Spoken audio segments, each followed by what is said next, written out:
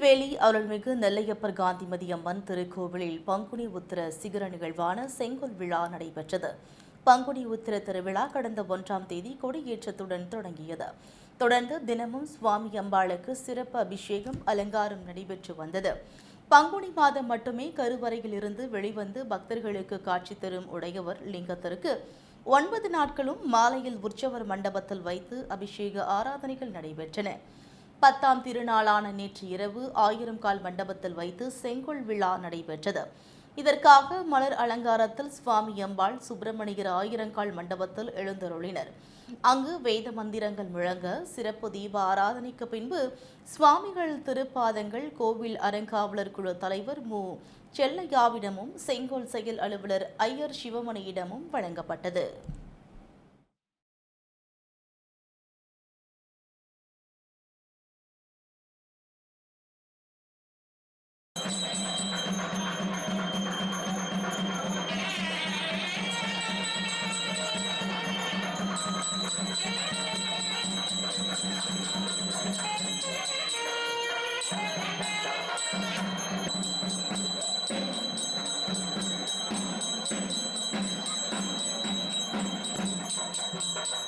Thank you.